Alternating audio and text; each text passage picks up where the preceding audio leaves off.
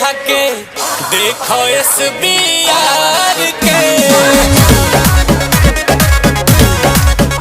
और लुट गईनी बर्बाद हो गईनी रानी हो तहरा प्यार में।